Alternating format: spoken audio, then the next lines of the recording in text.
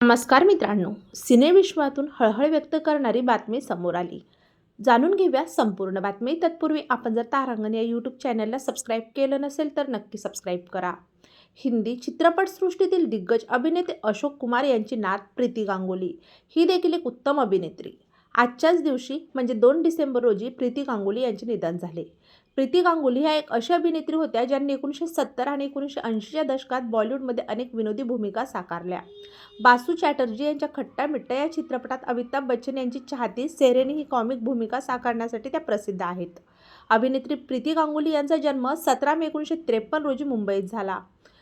प्रीती गांगुली हिंदी चित्रपटसृष्टीतील त्यांच्या विनोदी भूमिकांसाठी ओळखल्या जातात. त्या अनेक चित्रपटांमध्ये दिसल्या, परंतु त्यांनी 50 किलो वजन कमी केल्यानंतर त्यांच्या चित्रपट कारकिर्दीला धक्का बसू लागला.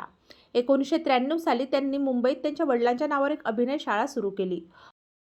अशोक कुमार यांच्या नाट्यमय कला अकादमीमार्फत त्यांनी अनेक चित्रपटाची निर्मिती केली. अभिनेत्री प्रीती गांगुली यांची मोठी बहीण रूपा गांगुली हे देखील एक लोकप्रिय अभिनेत्री आहे व त्यांचे लग्न अभिनेता देवन वर्मा यांच्याशी झाले होते. अभिनेत्री प्रीती गांगुली यांचे भाऊ अरूप कुमार यांनी देखील चित्रपटात काम केले. त्यांनी 1962 साली प्रदर्शित झालेल्या बेजुबान या एकमेव चित्रपटात काम केले होते. प्रीती गांगुली यांचे काका किशोर कुमार आणि अभिनेता अनुप कुमार हे आहेत, तर मावशी सती देवी आहे, ज्यांचे लग्न ससादजी मुखर्जी, सुबोध मुखर्जी यांचे भाऊ यांच्याशी झाले होते. इम्रान हाशमी यांच्या आशिक बनाया आपने या चित्रपटात प्रीती गांगुली यांनी भूमिका साकारली होती. त्यानंतर त्यांनी कुठल्याही चित्रपटात काम केले नाही. अभिनेत्री प्रीती गांगुली या तोहफा, मोहब्बत का, उत्तर दक्षिण, क्रांती, थोडी बेवफाई, खट्टा मिट्टा, चोर के घर चोर, दमन, आहन, अनमोल तस्वीर, दिल लगी, आशिक है बहारों का, अनिरुद्ध, मंजित, साहेब बहादूर, बालिका वधू, खेल खिलाडी में अशा अनेक चित्रपटात त्यांनी उत्तम भूमिका साकारल्या.